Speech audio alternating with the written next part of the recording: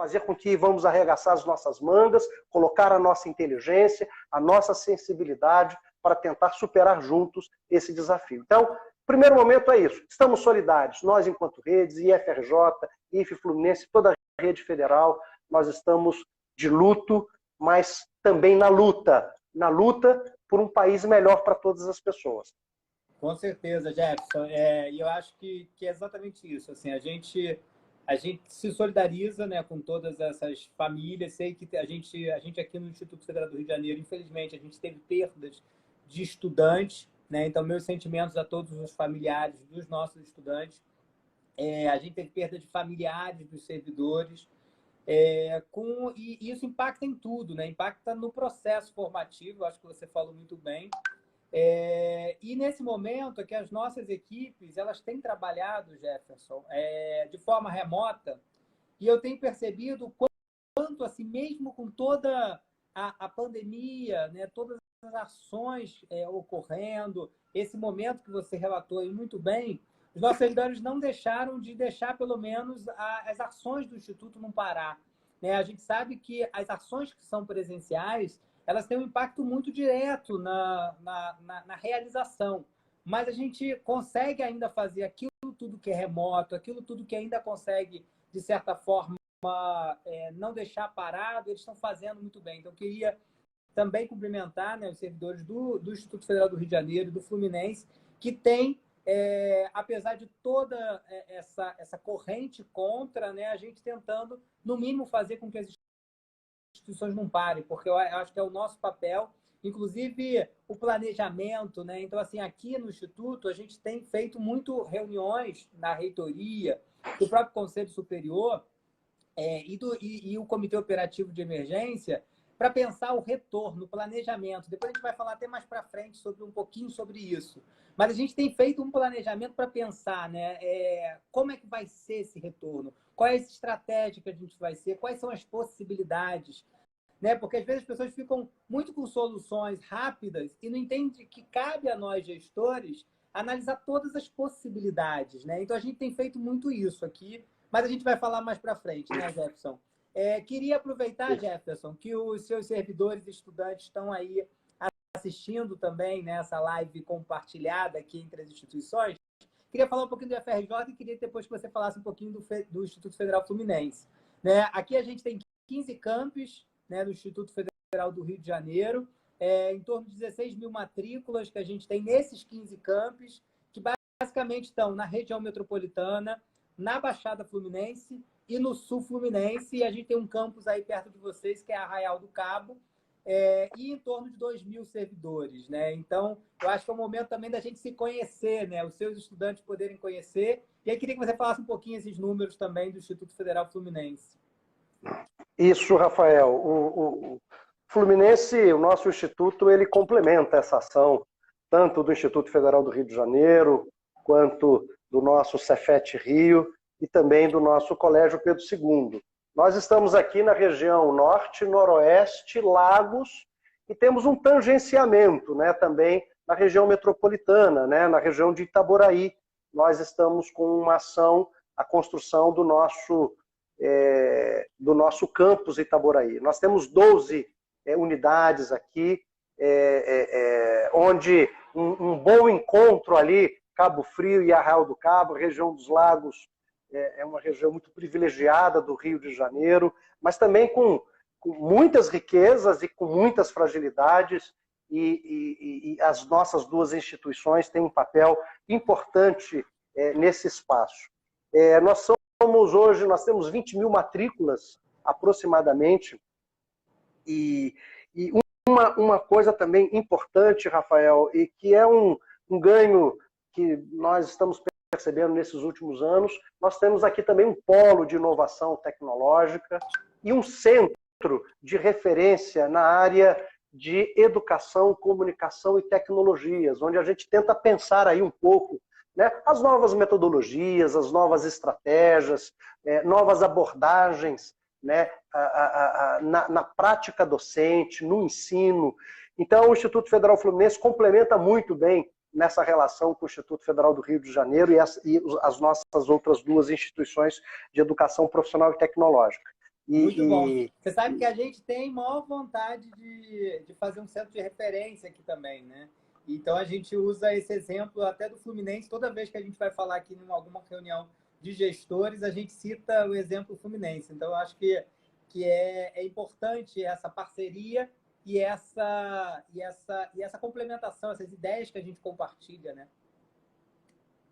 É uma experiência muito positiva e também incentivo muito, Rafael, a possibilidade do Instituto Federal do Rio de Janeiro desenvolver aí, através dos seus núcleos de pesquisa, do desenvolvimento tecnológico, né? A área de química é uma área tão rica, né? Lógico, um conjunto de outras, mas tradicionalmente a área de química é uma área um vetor muito importante no Instituto Federal do Rio de Janeiro, e também nos colocamos à disposição para o desenvolvimento, quem sabe, aí, de um polo de inovação tecnológica nessa grande área da química, ou áreas correlatas, ou aquilo que vocês acham, né? Eu sei que também a produção cultural do Instituto Federal do Rio de Janeiro é riquíssima, especialmente na região de Nilópolis, né? Quanto o Carnaval do Rio de Janeiro, de alguma maneira, se beneficia, né, dessa inteligência, e o contrário também, o quanto que o Instituto Federal do Rio de Janeiro se beneficia desse diálogo, né? Em regiões, e eu digo a Baixada Fluminense, as regiões, são regiões com tantos desafios, e vejo tanto as unidades do IFRJ quanto do IF Fluminense, da nossa rede como um todo, né? Como sinais de esperança, né? Sinais onde a juventude, de alguma maneira, não só percebe que ela, ao entrar, ela vai poder sonhar mais largo, mas também realizar esses sonhos. Então, assim, parabéns, a gente tem um encantamento, especialmente pela produção cultural e desse diálogo tão positivo e que ilumina tanto o nosso curso de teatro, aqui a nossa licenciatura em teatro, de alguma maneira foi iluminada também por essa experiência aí do IFRJ. Então, esse diálogo, essa troca, essa parceria, essa complementaridade, essa cumplicidade, mas mais do que tudo, esse compromisso de transformação de vidas que nos une e que coloca a Rede Federal hoje num espaço muito importante, né? E que nós vamos aqui estar conversando. Com certeza, Jefferson. E assim, essa integração entre o IFRJ e o Fluminense, né? Que muito de irmãos, né, de parceiros, e envolvendo também o Colégio Pedro II, né, que complementa de forma extraordinária a nossa rede federal, e o Cefet também, que ajuda muito, que você já até exemplificou. Mas além dessa integração que a gente tem da rede federal, eu sinto também esse fórum que a gente constituiu com os outros reitores, né, das universidades federais, das universidades estaduais, né? A gente até conversou um pouco sobre isso na live de segunda-feira com a Denise, né, da reitora da UFRJ. O quanto isso nos fortalece, né, porque tem permitido a gente pensar, e a gente tem refletido muito, e nesse período eu acho que a gente praticamente está se encontrando quinzenalmente, né, e a gente tem possibilitado pensar estratégias e até fazer posicionamentos, né? A gente teve o posicionamento sobre a questão da pandemia, né, falando sobre a importância do distanciamento social, né? A gente teve a do Enem, que a gente mais no final aqui vai falar também sobre a questão do Enem. Eu sei que já vi algumas perguntas aí aparecendo, mas essa integração, ela nos deixa trabalhando usando as experiências pontuais, né? Além dos reitores também, mas as experiências pontuais dessas instituições, né? E eu acho que mostra claramente que a gente se integra, assim, o Instituto, a universidade, que as pessoas sempre ficam nessa discussão, né? Se a gente quer ser universidade ou não quer. A gente não quer ser universidade, a gente quer ser Instituto Federal e complementar com a universidade essa ação aqui no estado do Rio de Janeiro, né? Então, como é que essa parceria fortalecida, não é? Eu vejo, Rafael, destacando aí a sua reflexão, né? Dois aspectos que eu gostaria de destacar. O primeiro é que hoje, essa construção histórica que nós denominamos Institutos Federais de Educação, Ciência e Tecnologia, um projeto que tem particularidades e talvez uma das maiores referências na educação profissional e tecnológica do mundo, visto que, diferente vista como uma educação de segunda categoria, com um público que não teve a vocação para ir para a universidade. Hoje eu vejo que a construção histórica da educação profissional e tecnológica, que se amadureceu naquilo que nós chamamos hoje de Instituto Federal, coloca as nossas instituições par e passo com as melhores universidades, guardando as nossas particularidades. Então, por exemplo, isso que você citou, que se repete em alguns outros estados, esse congraçamento e essa relação que nós temos do Pedro II, dos institutos federais, colocando na mesma posição todos nós, porque representamos essas potências educativas. Isso é muito importante, porque um jovem que faz engenharia hoje no Instituto Federal, o seu diploma tem o mesmo prestígio do que fazer numa universidade federal. Parece que isso é natural, mas em vários países, você se formar em engenharia numa instituição de educação profissional não tem o mesmo prestígio de que se formar nas universidades. Então, eu quero destacar esse aspecto muito, e aqui congraçar com todos os nossos colegas reitores e reitoras do Estado do Rio de Janeiro, mas do Brasil, onde hoje nós temos uma relação do CONIF com a Andifes muito mais próximo, muito mais entre iguais com suas particularidades. É um igual no sentido de prestígio social, do campo da educação, mas com suas particularidades. Então, esse é um aspecto que eu gostaria de ressaltar e que o papel dos institutos, aquilo que nós construímos enquanto comunidade acadêmica, coloca o Brasil num destaque da educação profissional e tecnológica do mundo. O outro aspecto, Rafael, como você muito bem pontuou, essa união e essa unidade nossa enquanto dirigentes de instituições de ensino superior públicas do Estado do Rio de Janeiro, no caso nosso também básica, como Pedro II, fez com que nós nos posicionássemos de maneira muito corajosa, seja quando nos colocamos ao lado do governador do Estado do Rio de Janeiro, no momento, e eu falo do governo do Estado do Rio de Janeiro, no momento em que o distanciamento social foi extremamente bombardeado, as nossas instituições se colocaram de forma altiva a favor. Agora, na semana passada, talvez os primeiros do Brasil, do ponto de vista de instituições, o movimento estudantil já se colocou de maneira muito protagonista. Então, unido ao movimento dos estudantes, o nosso posicionamento de mostrar que a manutenção do calendário do Enem é uma covardia, porque vai aumentar as distâncias dos nossos estudantes. Se a gente pegar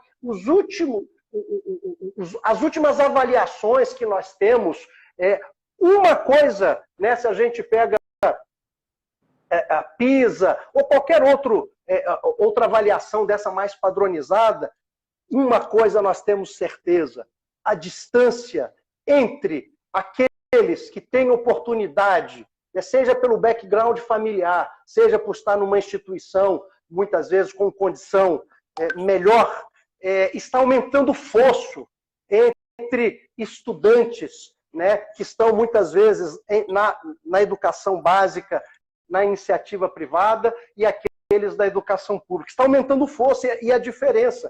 Então nós temos que reafirmar que se nós mantivermos o Enem da maneira, esse calendário, nós vamos ainda agravar mais. Mas eu quero chamar para um outro ponto, Rafael, e que nós vamos tomar essa posição, e eu quero já dizer aqui, confirmado, tenho certeza, por você.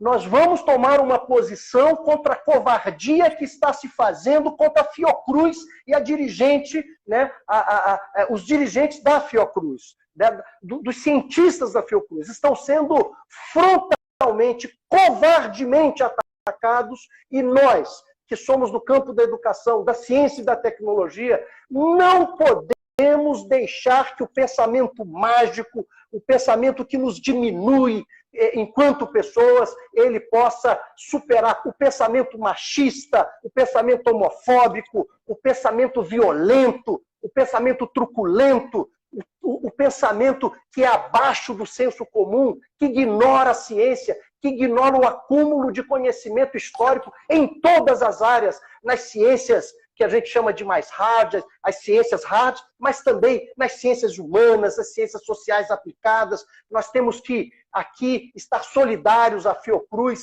e a todos os cientistas que estão anunciando e denunciando falsas promessas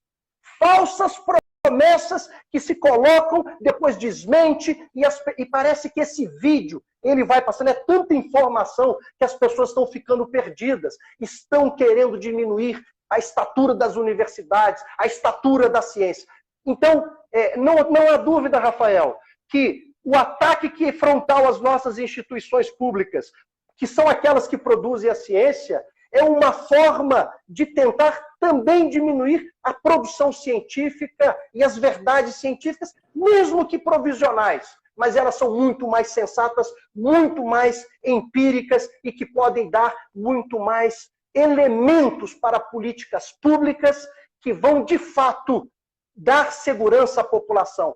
Temos que sair da crendice, né? Eu sou uma pessoa extremamente religiosa, mas a crendice, a religião fundamentalista com a sociedade, que olha o ser humano na sua amplitude. Então eu quero dizer aqui, nós estamos solidários à Fiocruz, nós estamos solidários a todos aqueles que estão colocando a ciência como elemento, que nesse momento tem que assessorar os dirigentes. Não pode ser o que eu acho, o que eu acredito, mas tem que ser aquilo que é comprovado, aquilo que pode dar base. Então, a nossa solidariedade, deve sair uma nota nossa, agora já estou antecipando aqui, e nós vamos também soltar essa nota em solidariedade à nossa querida Fiocruz e a todos os seus dirigentes, a seu corpo técnico, científico, que vem sofrendo frontalmente, covardemente,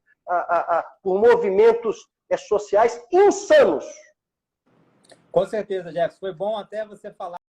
O Jefferson, na verdade, deu em primeira mão aí que a gente discutiu essa semana, junto até com a presidente da Fiocruz, né? A gente discutiu essa importância da gente reafirmar a ciência dentro desse processo. Eu acho que a gente vive muito isso, né, Jefferson? Porque a todo momento a gente tem que mostrar que a ciência que a gente usa na formação dos nossos estudantes, que é uma formação que tem formação técnica, profissional, mas também tem formação cidadã, formação plena, formação integrada, né? A gente mostra nesse momento esse diálogo até muito mais amplo, porque aqui no estado do Rio de Janeiro, além do debate da educação, da ciência, que estão exatamente confrontando ilusões, eu acho que você falou muito bem, ilusões de milagres rápidos que não seja o principal nesse momento, né? Porque pela forma como está a pandemia, né? Pela forma hoje que a gente apresenta toda essa situação, né? Como já dizem alguns especialistas, a melhor vacina é o distanciamento social, né? A história de você evitar o contato nesse momento é a melhor vacina que existe. Então, criar soluções de remédios milagrosos não existe, porque você precisa ter todo o tempo da ciência, da experimentação, dos testes, né, acontecerem, da consolidação da afirmação que aquele medicamento ele não vai ter um efeito pior do que efetivamente tratar a doença. E eu acho que a Fiocruz ela tem feito muito esse papel, além da ajuda nessas unidades de saúde, a questão dos diagnósticos que tem sido feito muito bem, né? A questão da própria pesquisa, né? Dos dados recentes que saíram, indicando até a possibilidade de não ter a disseminação, né? Mas ter tido casos iniciais muito antes do caso inicial. Isso, obviamente, causa um certo desespero em algumas pessoas e isso acaba afetando nessa possibilidade. Então, discutimos isso essa semana e possivelmente vocês vão, em breve, poder ler essa nota onde a gente defende exatamente a ciência. Isso mostra um pouco como é que o Rio de Janeiro tem estado, né? As instituições de pesquisa, tentando pensar a integração. E aí a gente vai falar um pouquinho agora, Jefferson, para a gente não controlar aqui o tempo da live, a gente vai falar um pouquinho desse papel que a gente tem feito hoje no controle da pandemia, né? Aqui no IFRJ, a gente, desde o início, né, a gente foi a primeira instituição a suspender. Eu lembro até que a gente conversou muito sobre isso, né? Porque naquele momento a gente identificou assim, a própria possibilidade de ter casos reais, né? Que a gente já vivenciava aqui no Instituto Federal do Rio de Janeiro, o que ainda não vivenciava aí na região do Instituto Federal. Inicial de 5 dias, então a gente fez isso na quinta-feira, e depois a gente teve no dia seguinte. Agora a imagem ficou ótima, eu estou vendo agora ficou bom? Perfeitamente em movimento. Eu fiz aqui uma mágica científica. Abriu a câmera. Que bom, que bom. Agora eu estou te vendo também perfeitamente bem. E aí, o que acontece? A gente começou já nesse primeiro momento, Jefferson, a produzir o álcool, né? Porque a gente entendia, além do consumo interno, porque a gente já viveu isso e você vivenciou isso também, que foi a questão do H1N1. Né? A gente teve Zika, a gente teve várias ações que mostrou o quanto as instituições federais, no momento que a sociedade precisa da gente, né? Além da formação que a gente faz permanente, a gente também atende essa demanda de produção de itens essenciais que a gente faz ao longo da nossa formação e que a gente ensina os novos profissionais a fazer. Então, a gente começou aqui a produzir, Jefferson, em 7 campos dos nossos 15. A gente começou a produzir o álcool 70, né? Só que, inicialmente, até para fazer distribuição, a gente precisava da autorização da Anvisa, então a gente fez um movimento de tentar mobilizar essa autorização. Conseguimos, né? Começamos a fazer a produção do álcool 70 glicerinado, que é uma formulação da OMS que serve para usar, né, na pele, uma ação umectante. Produzimos o álcool gel, né, que a gente no início teve uma certa dificuldade nos insumos, mas a gente conseguiu. E o álcool para superfície, né, que é o álcool 70 usado. Então, a gente começou a produzir muito, usamos esses laboratórios, conseguimos doações e fizemos uma integração, né, tem um professor também do Instituto Federal Fluminense nesse grupo do álcool aqui no estado do Rio de Janeiro. Conseguimos doações, conseguimos a apreensão da Polícia Civil da semana passada de 15 mil litros que serviu para a Rural, para a UFRJ, uma grande integração. E nesse mesmo caminho aí começou a surgir a produção dos protetores faciais, né, produzido pelo campus Volta Redonda e pelo campus Mesquita. Então, assim, a gente conseguiu ganhar grandes frentes no álcool, na produção do EPI e algumas ações que a gente está fazendo, além de ações de doação de alimentos. Nosso campus agrícola, o campus Pinheiral, fez várias ações de doações de alimentos, alguns outros campos pontuais também fizeram. A gente fez um aplicativo no nosso campus de Engenheiro Paulo de Fronten, que trabalha com a questão dos jogos digitais. Então, a gente criou um aplicativo que tem sido usado por pequenos comerciantes na cidade de Engenheiro Paulo de Fronten, uma parceria no desenvolvimento da cidade. A gente tem a todo momento tentado criar esse vínculo com o nosso estudante para a gente não ter uma evasão muito grande nesse período. Então, eu acho que nesses momentos, né, Jefferson, que a gente vê como a ciência, né, voltando um pouquinho aquilo que você tinha falado, como a ciência ela dá resposta, né? A instituição pública ela dá resposta no momento que a sociedade mais precisa. E eu tenho certeza que o Fluminense também deve ter várias ações, né? Esqueci de falar aqui, mas vou tentar falar rapidinho também, da questão do edital do CONIF, que foi uma ação importante que a gente reafirmou no Conselho, né, e que a gente alinhou com a CETEC o recurso, né, alguns projetos foram selecionados, está no período de recurso, a gente está aí recorrendo a alguns, mas eu acho que são ações importantes que mostram os trabalhos individuais do campus, né, o trabalho individual do Instituto como um todo e dessa rede integrada, né, porque disseminação. Isso. Rafael, eu acho que assim, é muito bom também, nesse momento, os nossos estudantes, os nossos colegas que estão aqui, né?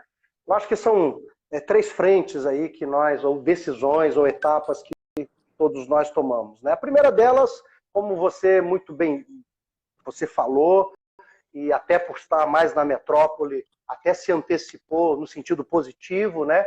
Que é a proteção da vida, a proteção da saúde da nossa comunidade acadêmica, né? Então, essa ação foi a primeira. A segunda, e aí vai em curso e nós vamos continuar, que é a reorganização do trabalho, né? Seja do ponto de vista técnico-administrativo, seja do ponto de vista acadêmico, com vários desafios e que nós possivelmente vamos tocar rapidamente ao final.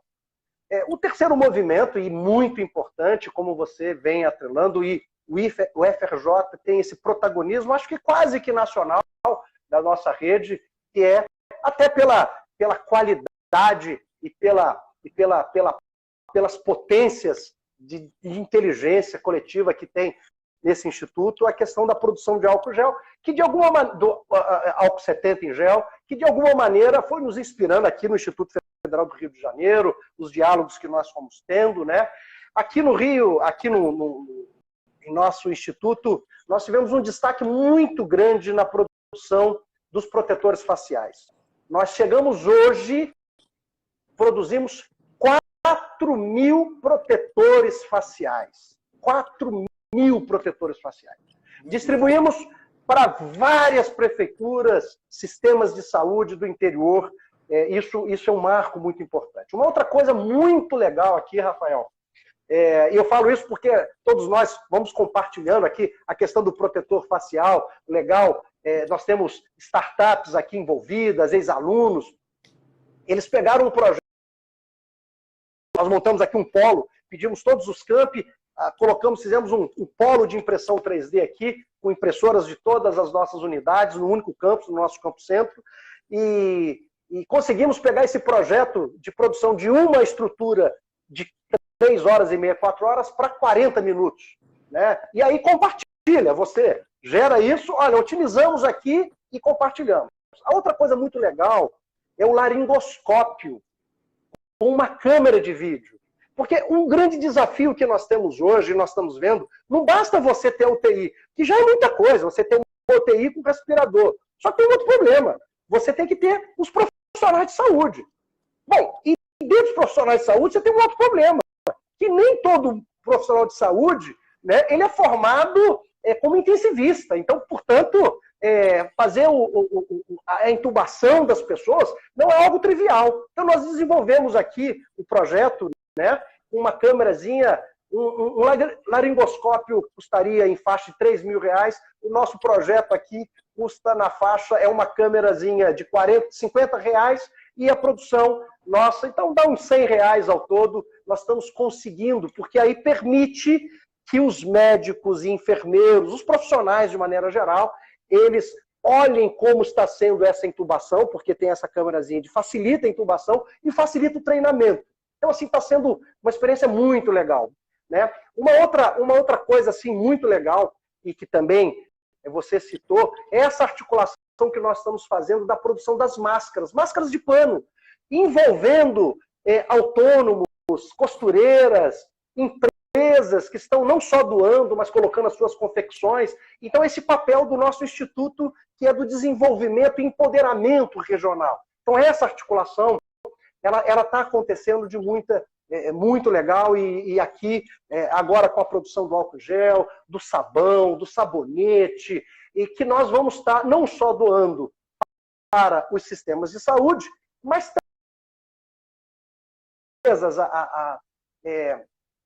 fizeram doações, e eles estão agora com esse sabão líquido, montando kits de higiene para doar para as comunidades, né? Que é um desafio que nós temos, comunidades que nós estamos falando da desinfecção, mas não tem água às vezes, né? Então, assim, nós estamos num momento muito basilar, inclusive, da estrutura social. Esse é um campo, Rafael. Agora, um outro campo importante e que nós estamos desenvolvendo aqui, e por isso eu citei lá no início, e você tem a certeza que o Instituto Federal Fluminense continuará sendo um parceiro para essa ação aí do IFRJ, que é do nosso polo de inovação tecnológica.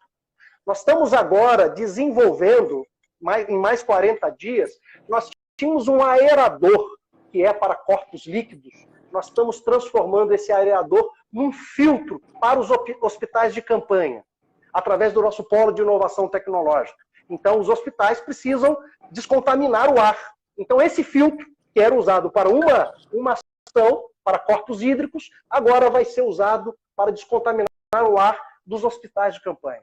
Uma outra coisa, assim, é muito legal que a gente vai começar a fazer aqui. Nós temos a primeira startup bem-sucedida nossa, ela tem um rover. São aqueles robôs que vão por tubulações. Ele está pegando isso e transformando num pequeno rover com luz ultravioleta para poder fazer descontaminação dos hospitais. Olha que coisa interessante, né? Então, assim, sendo usado por muitas prefeituras, que é para fazer o atendimento remoto das pessoas que têm sintomas da Covid-19. Então, é um software que está sendo desenvolvido. Então, são muitas ações do campo de dar o apoio, né, aos nossos profissionais de saúde. Né? Nós estamos desenvolvendo aqui, em conjunto com outras universidades e empresas, um software para monitorar os respiradores. Porque o que acontece? Eu tenho lá os respiradores, mas eu tenho poucos profissionais. Então, com esse software, eu vou permitir que um número menor, quer dizer, o mesmo corpo de trabalhadores da saúde possam ampliar o monitoramento dos respiradores. Então, isso, de alguma maneira, vai ao encontro desse déficit, porque os nossos profissionais de saúde estão na linha de frente, estão se contaminando, então nós temos muita baixa, essa tecnologia vem dar esse suporte, amenizar ou ajudar esse enfrentamento. Então, eu quero aqui congraçar e agradecer aos nossos estudantes, aos nossos educadores que estão envolvidos nesses projetos, das nossas instituições, para mostrar o valor da universidade pública, o valor dos institutos federais, o valor da educação pública. Eu só quero citar um exemplo, Rafael. Em 2014, os Estados Unidos eles lançaram um edital para fazer um respirador de baixo custo, porque eles já tinham detectado estrategicamente que era uma fragilidade do sistema de saúde. Uma empresa, startup, pequena, ganhou. Sabe o que aconteceu? Olha que lógica da iniciativa privada interessante. E eu estou falando daqui exploradora, porque também tem muitos empresários comprometidos, empresas que são comprometidas, enfim, para buscar resultados, resultados sociais, resultados de desenvolvimento. O que aconteceu? Essa empresa ganhou um edital americano, do governo americano. Sabe como é que ela fez o desenvolvimento do projeto? Como? Não fez. Sabe por quê? Não, ela não fez. Porque uma empresa que era uma bilionária da área de saúde comprou essa empresa e desfez o projeto. Porque... E aí, agora só em 2018 que esse projeto voltou, só que agora o tempo é muito curto para poder... E nós estamos assistindo a maior potência econômica do mundo, talvez um dos maiores impérios da história mundial, de joelhos. Se aquela empresa, mas a lógica, infelizmente, do setor privado explorador, do setor privado que só olha a lucratividade, só olha os... Nós estamos vendo agora, né, empresários envolvidos, né, um conjunto de falcatruas, né, é um tecido... E eu não quero aqui... Eu quero dizer que a pauta da educação pública, a pauta da ciência desenvolvida nas nossas universidades é uma pauta que tem um único vetor: empoderar a sociedade, permitir que a sociedade consiga superar os seus desafios. O nosso norte é a demanda da sociedade. Portanto, queremos estar aqui, não somos exclusivos, o Estado totalitário também já mostrou que não é o caminho, mas nós queremos estar ao lado daqueles empresários, dos pequenos empresários, dos médios empresários, que têm compromisso com o Brasil. Com certeza. Ótimo, Jefferson.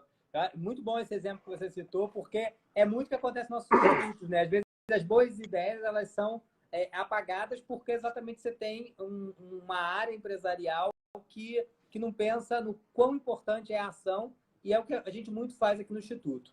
Mas a gente tem que ficar preocupado aqui com o horário, porque ainda tem nossos estudantes querem saber várias questões aí, eu estou vendo perguntas, vários campos aí falando que está presente, campus do Instituto Federal do Rio de Janeiro, campus do Instituto Federal Fluminense, estudantes, pessoas dando o reconhecimento aí de estudar nas nossas instituições, falando um pouquinho das ações, mas a gente precisa... Tem perguntas aí relacionadas ao que está sendo feito, a questão da reposição das aulas. Então, eu acho que a gente podia falar um pouquinho mais dessa questão, né, que aflige demais os nossos estudantes, né? Eu sei da importância que a gente tem, e isso a gente tem feito muito, Jefferson. Eu acho que não é diferente aí. Como é o planejamento do retorno, né? Porque a gente só pode voltar quando a gente tiver segurança. Não dá para a gente fazer o que tem feito, né? Pensar a história, vai usar ar-condicionado quando voltar? Não, alguma da nossa sala não tem ventilador. Né? E aqui o Rio de Janeiro é uma temperatura, por mais que a gente volte num período mais ameno, né, de temperatura. Mas assim, a gente precisa pensar, estamos pensando na questão de compra de ventilador, manutenção dos ventiladores ruins, possibilidade de salas mais arejadas, né? Como é que estão o arejamento das salas dos servidores, as salas dos estudantes. Então, para tudo isso, a gente inicialmente fez a suspensão do calendário, né? Eu sei que os estudantes estão extremamente ansiosos com o retorno, os pais, eu vi alguns pais aqui também falando. A gente tem pensado diariamente, e aí cabe a gente, né, Jefferson, como gestores máximos, pensar nas diferentes possibilidades. Então, eu vejo sempre a discussão do retorno à aula, né, da possibilidade do calendário ser prorrogado ou não, né? Não, prorrogado sim, mas o quanto vai se prorrogar esse calendário, o quanto vai ficar suspenso esse calendário, a questão da reposição das aulas. A gente já viveu outros momentos, né, que eu entendo que não é igual, mas são momentos que a gente conseguiu repor o calendário de forma planejada, né, criando as condições de infraestrutura. Então, assim, queria muito tranquilizar os estudantes e os pais que eu pude observar que estão aqui acompanhando a gente, que a gente está pensando em toda essa infraestrutura. Não dá para voltar sem ter essa infraestrutura. O planejamento do calendário ele vai acontecer porque a gente já tem feito vários cenários de calendários, a gente já fez vários cenários de reposições. A questão da EAD, que toda hora volta, né, Jefferson? Eu acho bom a gente explicar, né, que eu falo muito isso, tenho conversado com os pais, né, que é a questão, uma coisa é EAD, né? EAD é uma modalidade de ensino que nasce na sua construção, um curso quando ele é EAD, ele é concebido na forma de EAD.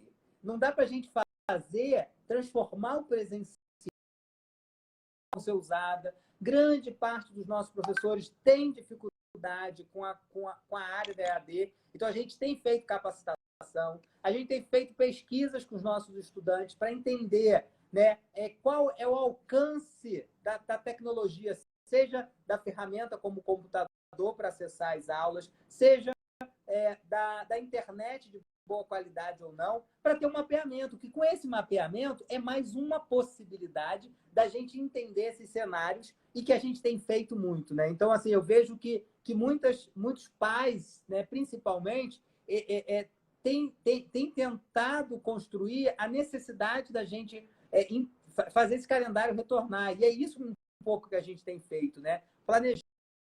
Eu queria que você também pudesse compartilhar um pouco do que vocês estão fazendo aí. Rafael, todos nós educadores sérios, né, e gestores, né, mas a gente precisa compreender, Rafael, que a gestão, ela não é só a gestão do espaço, da infraestrutura, dos tempos da escola, do currículo que eu tenho que apresentar e desenvolver com os estudantes. A gestão da escola, ela tem que levar em consideração os sujeitos, aqueles que estão na escola. Eu não posso ignorar o projeto de educação de uma escola pública, ignorando aqueles que estudam na escola pública. Eu não posso achar que todo estudante tem um computador, tem acesso à internet, tem um espaço tranquilo na sua casa, um cômodo para estudar como ele teria numa sala de aula. Jefferson, vou até me permitir um parêntese aí. Teve um estudante que falou o seguinte: o meu pai está usando o computador, a minha mãe está usando o computador e eu estou usando o computador. Ou seja, a gente tem que dividir horários. Se tivesse alguma ação que eu tivesse que acompanhar no período, a gente ia ter dificuldade em ter essa família usando a mesma ferramenta, né? E aí, Rafael, a pergunta que nós temos que colocar: se a escola pública é de fato empoderadora?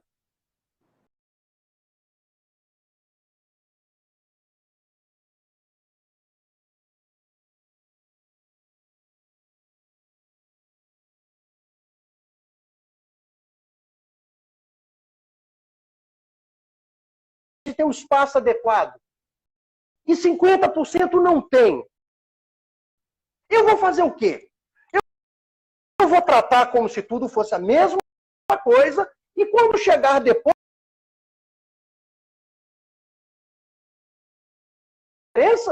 ou diminuí-las.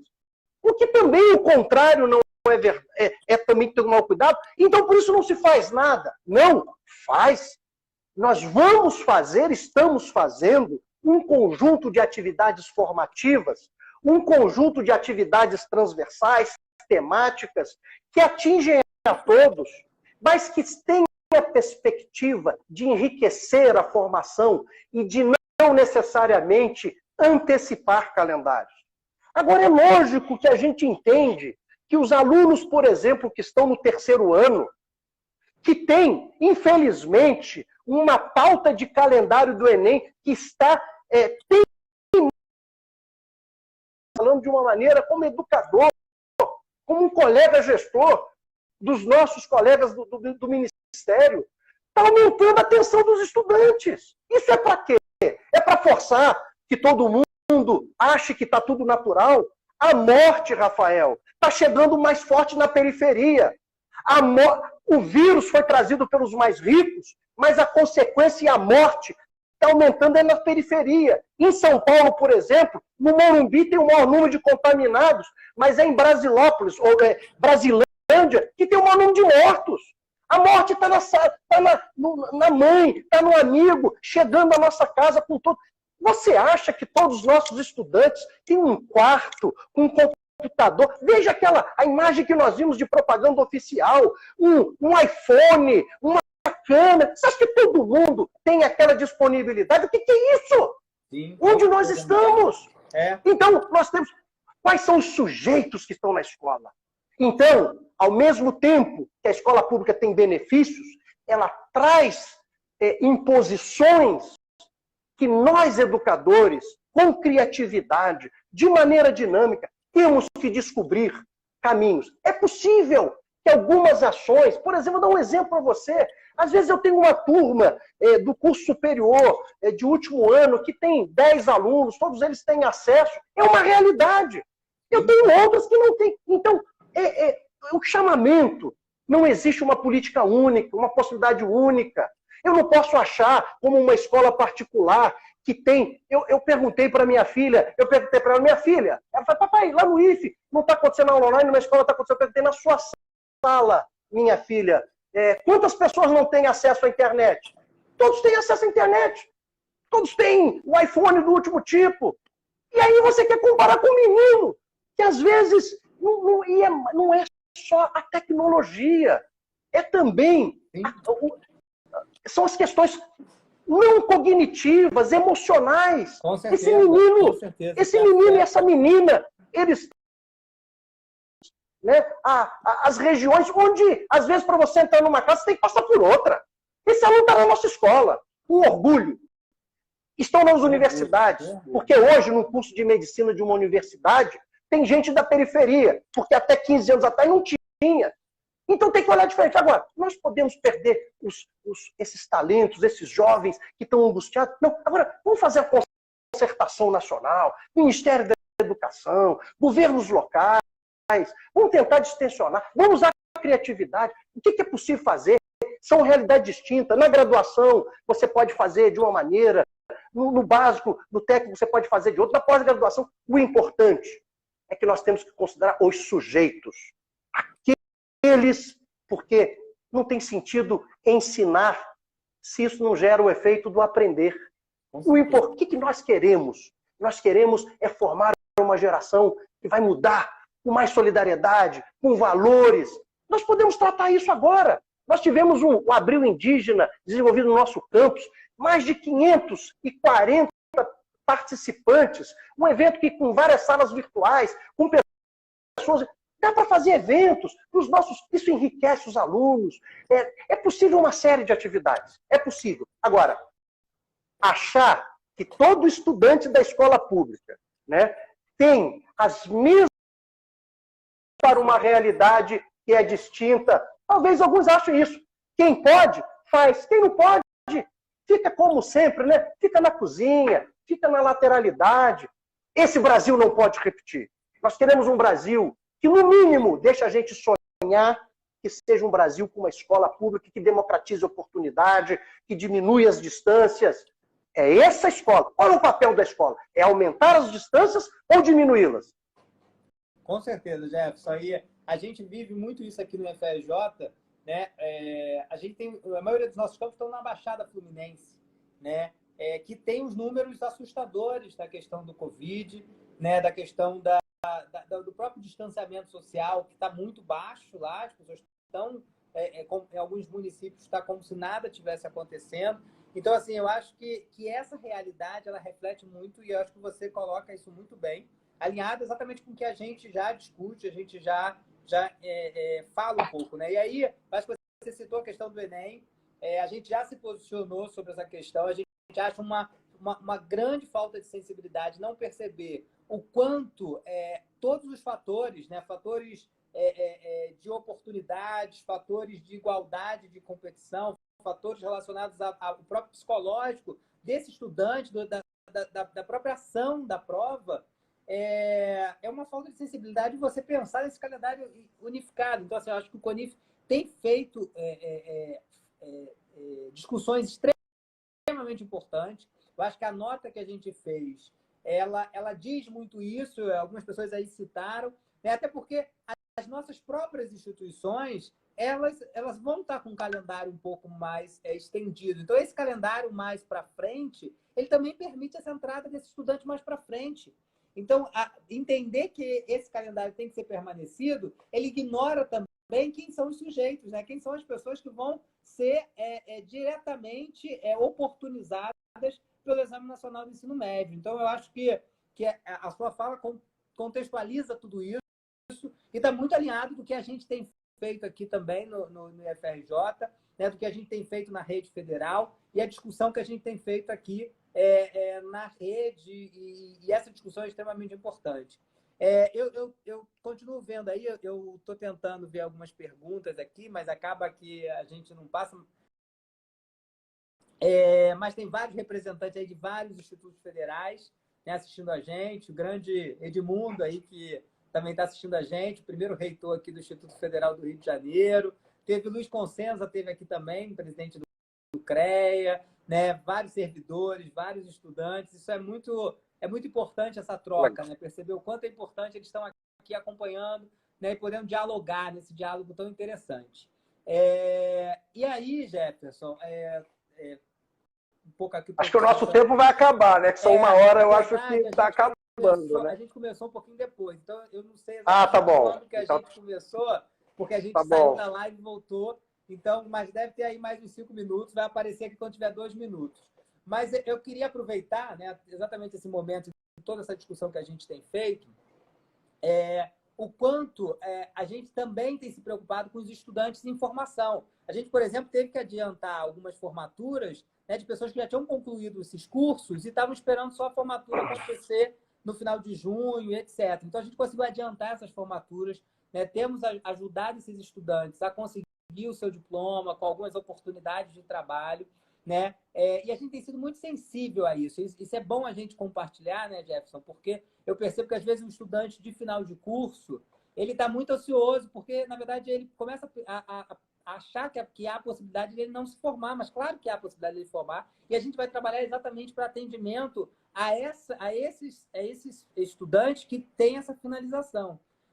E o mais importante desse contexto todo, né, é o quanto a gente precisa, nesse momento, ter a preservação de ficar em casa. Algumas pessoas falaram aqui, o que a gente está tentando fazer a preservação, além do direito à educação que a gente faz a todo momento, é o direito à vida também, que a gente está tentando, compreendendo que o distanciamento social ele é a melhor oportunidade, né, a vacina, como a gente disse aqui, a vacina para hoje o que existe dessa doença tão cruel que tem impactado tanto os nossos estudantes e servidores, né? Então, eu queria reforçar, aí, já usando o final, vou tentar dividir aqui o tempo, mas dizer para os nossos estudantes e servidores, né, que, assim como o Instituto Federal Fluminense, o Instituto Federal do Rio de Janeiro tem feito essas ações articuladas, né? A gente tem dito a importância, tentando radiar a importância de vocês se preservarem, né? Não é uma doença trivial, a gente cada hora vê sintomas diferenciados, a gente vê impacto diferente, dependendo do organismo de todos que assim se contaminam. Então, assim, é importante vocês ficarem em casa. A gente está muito preocupado de vocês poderem se preservar, evitar ao máximo sair. Fiquem tranquilos também, porque essa ansiedade de retorno ela acaba gerando isso também, né, Jefferson? Então, tentando fazer umas palavras finais aí, porque eu não sei exatamente quanto está o tempo aqui, mas eu acho que é importante a gente dar essa tranquilidade, né, Jefferson, para os nossos estudantes. Rafael, também, então, já terminando, eu sei que o tempo da internet, o tempo da sociedade de consumo é o tempo da agilidade. É o tempo da agilidade. Eu quero lembrar para os estudantes aqui, para os nossos educadores, que o conceito mundial agora de educação é educação ao longo de toda a vida. Provavelmente os estudantes que estão hoje entrando no sistema de educação vão ter 4, 5, 6 trajetórias diferentes. Eu sei que a gente tem pressa, mas o importante é a gente desenvolver aquelas habilidades que não estão tão relacionadas só ao campo cognitivo, mas o que a gente chama de soft skills. É importante desenvolver a criatividade, é desenvolver o pensamento crítico, é desenvolver a sua inteligência emocional para trabalhar em grupo, né? Então, esse conjunto de novas habilidades não é só pelo conteúdo. Nós podemos desenvolver de outras maneiras. Então, nós temos o compromisso com a formação continuada. Esperamos que este país caia em si e não olhe 800 mortes diárias, crescendo como se fosse algo normal. É assim mesmo. Vamos olhar a carnificina como se isso fosse natural. Não é essa sociedade que eu acredito, não é para isso que eu coloco toda a minha inteligência e todo o benefício que eu recebi na minha vida de escola pública para fazer uma escola pública. Eu quero uma nova geração sensível, engajada, comprometida, como esses estudantes das nossas instituições que estão fazendo álcool gel, protetores faciais e vendo a sociedade. Nós queremos isso, Jefferson. Tá o tempo aqui acabando. É isso aí. Queria te